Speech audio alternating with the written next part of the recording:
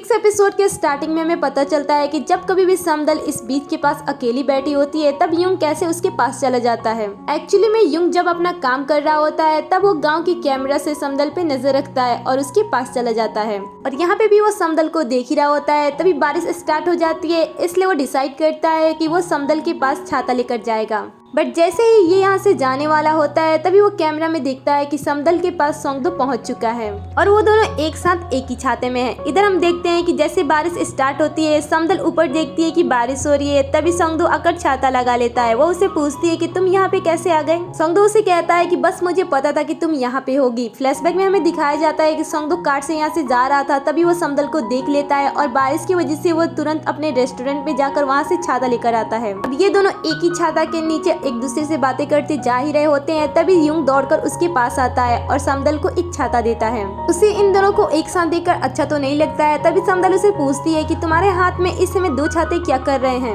Jung उसे कहता है कि ये छाता बस मेरे पास ऐसे ही है और इसके बाद ये सब अपने रास्ते जाने लगते हैं। अगले सीन में हम समदल के असिस्टेंट को देखते हैं जो कि बैठकर बात कर रही होती है। तभी उन्हें पता चलता है कि युंजू ने समदल के मैगजीन एक्स के फोटोशूट को चुरा लिया है और इस पे वो काम कर रही है। जैसे ही इन्हें पता चलता है वो समदल को इसके बारे में बता देती हैं और वो समदल को ये भी बताती हैं कि आज इसके लिए एक मीटिंग भी होने वाली है। ये सारी बातें सुनकर समदल हैरान हो जाती है और वो सोंगदो से कहती है कि जल्दी चलो, मुझे सोल जाना है। समदल की बातें सुनकर युंग उसे पूछता है कि तुम क्यों जा रही हो, आखिर वजह क्या है। समदल उन्हें कुछ नहीं बताती है और इसके बाद ये सोंगदो के कार में बैठते हैं, लेकिन सोंगदो का कार स्टार्ट नहीं होता है। इसलिए युंग इन दोनों को अपनी कार में बैठाकर वहाँ पे लेकर जाता है। वहाँ पे जाने के बाद समदल इन दोनों को बाहर ही बैठने के लिए कहती है और इसके बाद वो बात करने के लिए अंदर चली जाती है। बाहर ये दोनों बैठकर समदल का इंतजार कर रहे होते हैं। तभी 2 लड़कियों को आपस में बात करते हुए सुनते हैं कि यहाँ पे समदल का एक्स भी है। ये बातें सुनते ही ये दोनों दौड़ कर अंदर चले जाते हैं। इधर समदल अंदर जाने के बाद युंगजू से कहती है कि मुझे तुमसे कुछ बात करना है और मुझे तुमसे कुछ पूछना भी है।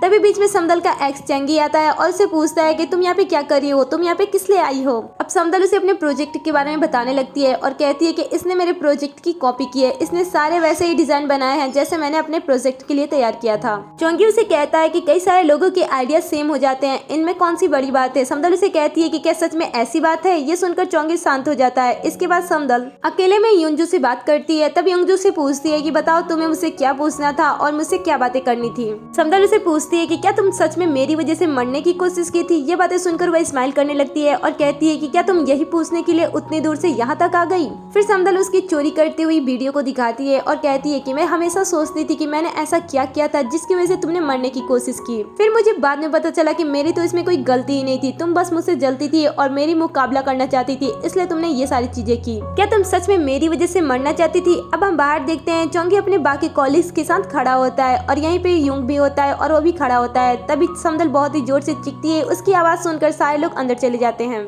जब युंग भी अंदर जाता है तब वो देखता है कि चेंगी ने समदल का हाथ पकड़ा हुआ है। वो जाता है और उसका हाथ छुड़ाता है और इसके बाद वो समदल का हाथ पकड़कर बाहर लेकर चला आता है। बाहर आने के बाद समदल युंग से कहती है कि उसने मुझसे ये नहीं कहा कि वो मेरी वजह से मरना चाहती थी और इतना कह के वो जोर जोर से रोने लगती है। युंग उसे दिलासा देता है। तभी सोंगदो भी वहाँ पे आ जाता है और उन दोनों को ऐसे देख लेता है जो कि इसे बिल्कुल भी पसंद नहीं आता है। अब इधर हम चेंगी और युंजू को देखते हैं। चेंगी यहाँ पे कह रहा होता है कि मैंने उस लड़के की आवाज कहीं ना कहीं सुनी है। युंजू से कहती है कि क्या इस वक्त यही जरूरी है। चेंगी उसे कहता है कि तुमने सच में उस प्रोजेक्ट को चुराया है, अब तुम आगे क्या करने वाली हो। युंजू से कहती है कि जो चीजें जैसे चल रही हैं वैसे ही उन्हें चलने दो। चेंगू से कहता है कि समदल के पास तुम्हारे खिलाफ सबूत है। युंजू से कहती है तो क्या हुआ, मैं सारे लोगों से कह दूंगी कि वो आइडिया पहले मेरा ही था और उसने मेरा आइडिया चुरा लिया। अब इधर हम देखते हैं कि इधर सोंगदो उनके पास आता है और उन्हें ड्रिंक देता है। समदल उन दोनों से कहती है कि मुझे यहाँ पे कुछ काम है, इसलिए तुम दोनों यहाँ से चले जाओ। इसके बाद समदल यहाँ से चली जाती है और उसके बाद वो युंजू से कहती है कि तुम मेरे प्रोजेक्ट को रख सकती हो और इसे जैसे चाहो वैसे यूज कर सकती हो। मुझे भी देखना है कि आखिर तुम मेरी चीजों को चुरा कर कितने ऊपर तक जा सकती हो, इसलिए तुम इस प्रोजेक्ट को अब खुशी खुशी रख सकती हो।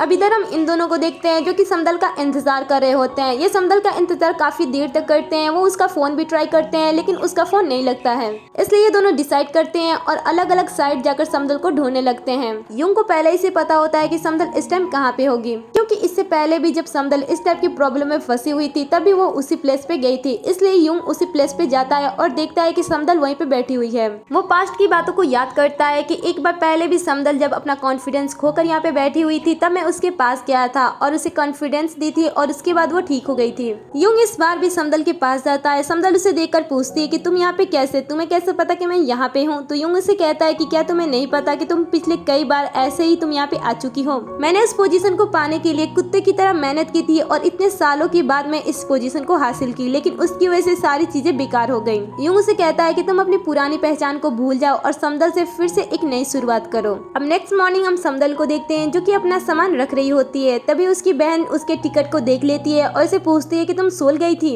यहाँ पे इसकी मॉम भी होती है। समदल इनसे बातें छुपाती है और कहती है कि मैं बस घूमने के लिए वहाँ पे गई थी। अब नेक्स्ट सीन में हम ग्योंगटे और युनहो को बात करते हुए सुनते हैं। वो युंग के बारे में बात कर रहे होते हैं कि युंग सोल गया हुआ है। इसके बाद जब ये लेडी बीच पे काम कर रही होती है तब वहाँ पे आए सारे लेडी को ये बात वो बता देती है। नेक्स्ट सीन में हम सोंगदो और युंग को देखते हैं। यहाँ पे सोंगदो युंग से पूछता है कि तुम्हें कैसे पता था कि समदल वहीं पे होगी। तो युंग उसे कहता है कि मुझे पता था। वो उसे फिर से पूछता है कि तुम्हें उस दिन कैसे पता था कि समदल वहाँ पे है और बारिश हो रही है। तो युंग उसे बताता है कि तुम्हें पता नहीं है कि मैं कौन सी जॉब करता हूँ, इससे मैं आसपास के सारे जगहों को सीसीटीवी कैमरा से देख सकता हूँ। अगले सीन में हम समदल की मॉम को देखते हैं जो कि वही टिकट लेकर देख रही होती है। तभी यहाँ पे समदल आती है और वो उनसे पूछती है कि आप यहाँ पे क्या कर रहे हो। समदल की मॉम के हाथ में वो टिकट होते हैं और वो समदल से पूछती है कि क्या तुम्हारे दिल में अभी भी युंग के लिए फीलिंग्स हैं। एपिसोड के लास्ट में हमें पास्ट का एक सीन दिखाया जाता है। यहाँ पे हम समदल और युंग की फैमिली को देखते हैं। समदल की फैमिली युंग से कहती है कि तुम्हें अपने सपने को सच करना चाहिए। तब युंग उनसे कहता है कि मेरा सपना तो यही है, जब आपका सपना पूरा हो जाएगा तब मेरा सपना भी पूरा हो जाएगा। वेल यहीं पे इस ड्रामे का 6th एपिसोड खत्म हो जाता है। वेल आगे कहानी जानने के लिए चैनल को सब्सक्राइब कर लो।